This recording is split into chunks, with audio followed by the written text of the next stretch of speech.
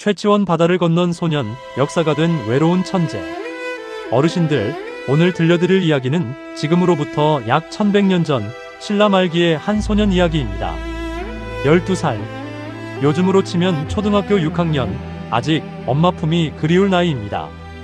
그런데 그 어린 나이에 홀로 배에 올라 망망대해를 건넌 아이가 있었습니다. 목적지는 머나먼 당나라. 품에는 아버지가 건네준 말 한마디 뿐이었습니다. 10년 안에 과거에 급제하지 못하면 내 아들이라 하지 말거라. 이 한마디를 가슴에 새기고 떠난 소년의 이름은 최치원. 훗날 그는 동아시아 역사에서 손꼽히는 대문장가가 되었고, 동시에 가장 깊은 고독 속에 쓰러진 지식인이기도 했습니다.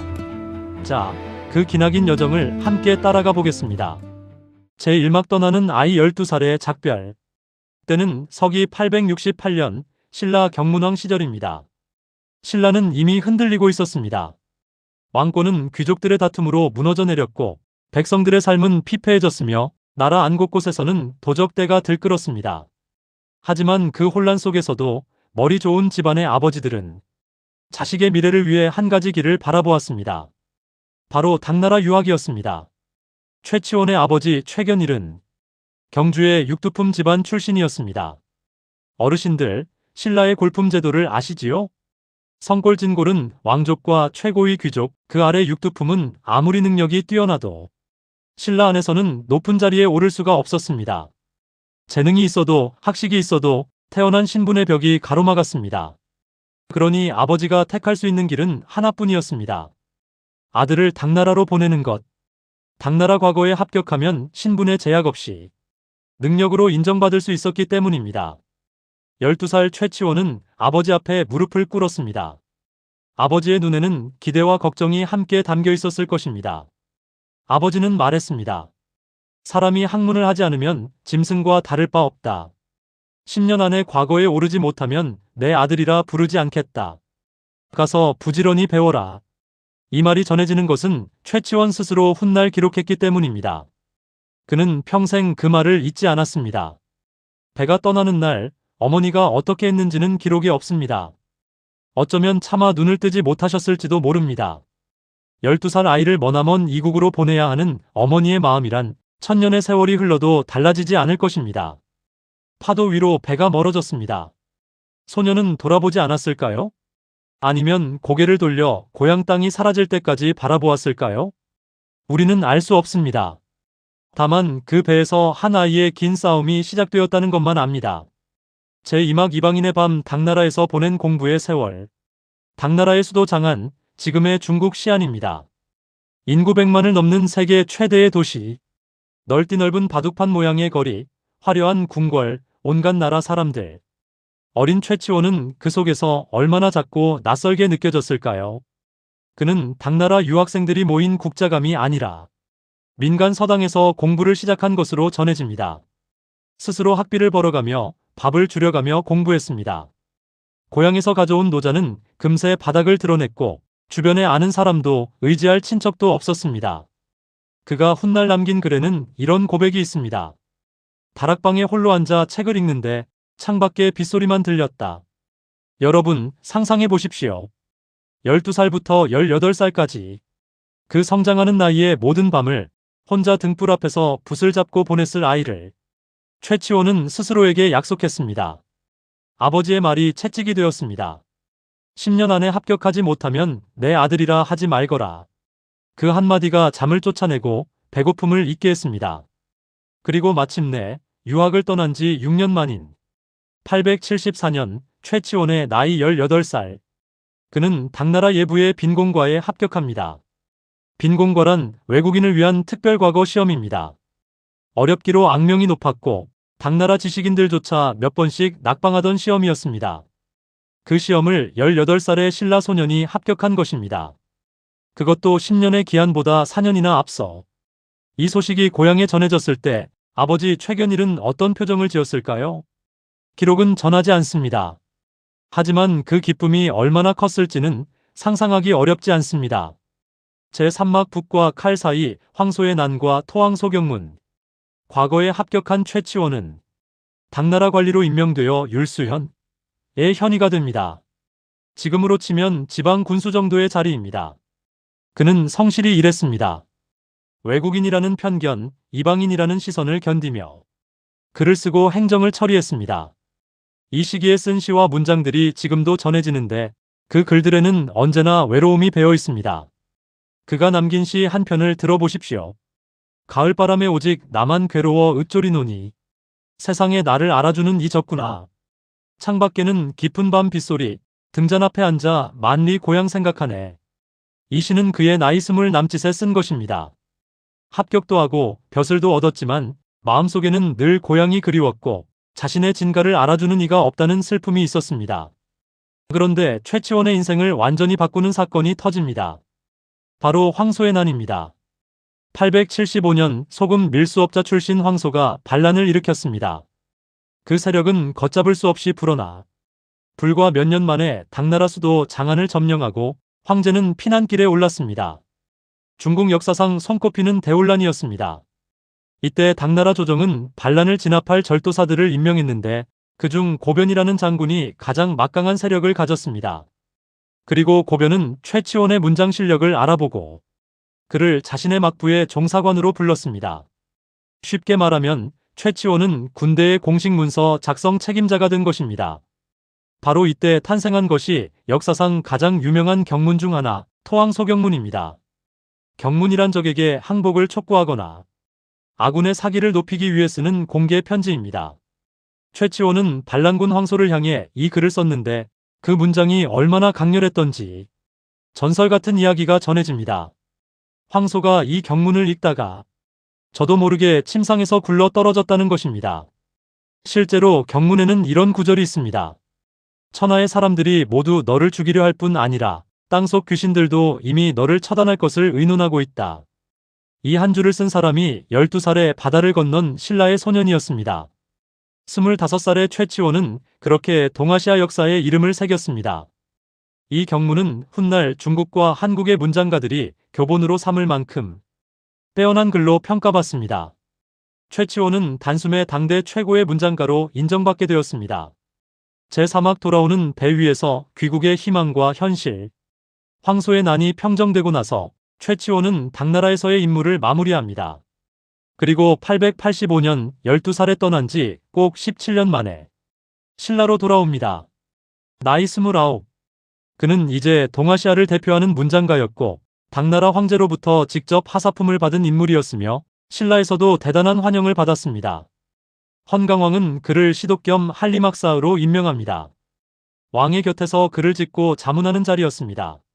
모든 것이 순조로울 것처럼 보였습니다.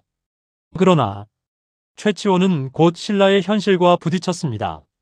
당나라에서 17년을 산 그의 눈에 신라는 너무나 낡고 굳어 있었습니다. 진골 귀족들은 여전히 모든 권력을 쥐고 있었고 아무리 뛰어난 사람도 육두품이라면 진골 위에 설 수 없었습니다. 당나라에서는 외국인임에도 실력만으로 인정받았던 최치원. 그런데 정작 자신의 나라에서는 태어난 신분 때문에 뜻을 펼칠 수 없었습니다. 더 큰 문제가 있었습니다. 신라는 이미 병들어 있었습니다.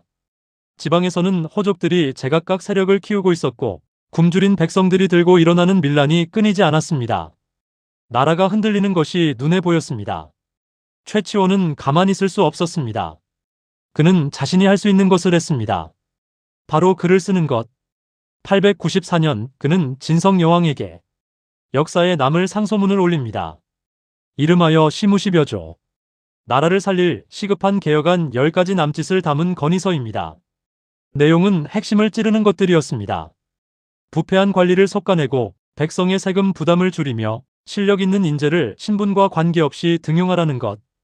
진성 여왕은 이 상소문을 읽고 최치원을 아찬, 벼슬에 올렸습니다. 하지만 거기서 끝이었습니다. 개혁은 이루어지지 않았습니다. 권력을 가진 귀족들이 가만두지 않았습니다. 최치원의 개혁안은 곧 그들의 기득권을 빼앗는 것이나 다름없었으니까요. 상소문은 묻혔고 신라는 변하지 않았습니다. 최치원은 이때 무슨 생각을 했을까요? 분노했을까요? 절망했을까요? 아니면 이미 예감하고 있었을까요? 이 나라가 더 이상 자신의 뜻이 피어날 땅이 아님을. 제5막 떠나지 않고 떠나다 지방 관직과 내면의 망명. 개혁이 좌절된 후 최치원은 중앙관직을 떠나 지방태수로 나갑니다. 대산군, 지금의 전북 태인, 천령군, 지금의 경남 함양, 부성군, 지금의 충남 서산. 지방을 돌며 그는 고을을 다스리고 백성을 보살피며 그리고 글을 썼습니다. 이 시기 그의 글에는 조용한 쓸쓸함이 흐릅니다.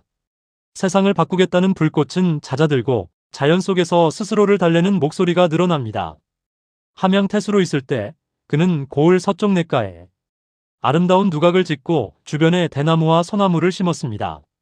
지금도 경남 함양에는 상림이라는 숲이 있는데 이것이 최치원이 조성한 숲으로 전해집니다. 1000년이 넘은 숲이 지금도 우거져 있습니다. 어르신들, 참 신기하지 않습니까? 그 사람은 사라졌어도 그가 심은 나무는 남아 있습니다. 지방에 있는 동안 최치원은 한 가지 사실을 직시하게 됩니다. 신라는 끝이 가까웠다는 것. 태봉의 궁예, 후백제의 견원. 신라 땅 위에서 새로운 세력들이 고개를 들고 있었습니다. 후삼국의 혼란이 시작된 것입니다. 최치원은 이 흐름을 정확히 읽었습니다. 그는 훗날 고려를 세운 왕건에게 편지를 보냈는데 거기에 이런 말이 있었다고 전합니다. 계림신라은 누런 잎이요 공령송악 왕건의 본거지은 푸른 소나무로다. 신라는 이미 시들어 떨어질 낙엽이고 왕건의 세력은 앞으로 뻗어나갈 푸른 소나무라는 뜻. 이 말은 최치원이 얼마나 시대를 꿰뚫어보는 눈을 가졌는지 보여줍니다.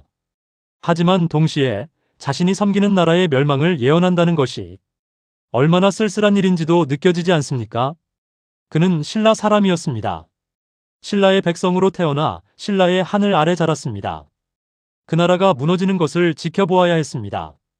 그리고 그것을 막을 힘이 자신에게 없다는 것도 알았습니다. 제6막산으로 간 천재 은둔의 진짜 이유. 그리고 최치원은 사라집니다. 정확한 날짜는 모릅니다. 언제 어떻게 관직을 내놓았는지도 확실하지 않습니다. 다만 900년대 초 그는 모든 공직을 버리고 가야산 해인사로 들어갔습니다. 왜였을까요? 후세 사람들은 여러 이유를 댑니다. 신라가 싫어서, 귀족들의 방해에 지쳐서, 불교의 귀의에서. 하지만 저는 이 사람의 삶을 따라오면서 조금 다른 생각이 듭니다. 최치원의 은둔은 도망이 아니었습니다. 그것은 선택이었습니다. 생각해 보십시오. 그는 평생 두 곳에서 이방인이었습니다. 당나라에서는 신라 출신의 외국인이었고 신라에서는 당나라 물을 먹고 온 이방인 취급을 받았습니다. 어디에서도 완전히 자기 땅을 가져본 적이 없었습니다. 그리고 그는 분명히 보았습니다. 신라는 무너질 것이고 자신이 꿈꾼 세상은 이 땅 위에서는 오지 않을 것임을. 그렇다면 남은 선택지는 무엇입니까? 권력의 빌부터 어떻게든 살아남는 것, 아니면 자신만의 세계로 들어가는 것. 최치원은 후자를 택했습니다. 가야산에서 그는 썼습니다. 시를 쓰고 글을 쓰고 불교와 유교와 도교를 넘나들며 생각했습니다. 그는 말했습니다. 유불도 새 가르침은 근본이 하나다. 1000년도 더 지난 이야기인데 이 생각이 얼마나 앞선 것인지 놀랍지 않습니까? 종교와 사상을 넘어서 하나의 진리를 찾으려 했던 사람. 가야산에서 그는 지인들에게 편지를 보냈고 때로는 제자들에게 글을 가르쳤습니다. 세상을 버린 것이 아니라 세상과 다른 방식으로 대화했습니다. 그의 마지막이 언제였는지 아무도 모릅니다. 기록에는 그가 어느 날 가야산에서 각과 신발만 남긴 채 사라졌다는 전설이 있습니다. 신선이 되어 하늘로 올라갔다는 것입니다. 물론 전설입니다. 하지만 이 전설이 생겨난 이유가 있습니다. 그의 죽음을 누구도 알지 못했기 때문입니다. 아무도 그가 어디서 어떻게 생을 마쳤는지 보지 못했습니다. 산속에서 글과 함께 조용히 그렇게 사라졌습니다. 제7막 1000년을 넘어 최치원이 우리에게 남긴 것. 그로부터 1000년이 넘게 흘렀습니다. 최치원이 쓴 글들은 지금도 남아 있습니다. 개원필경은 그가 당나라 고변의 막부에서 쓴 문장들을 모은 책으로 한국 문학사에서 최초의 개인 문집으로 기록됩니다. 그 외에도 수많은 비문과 시와 상소문이 전해집니다.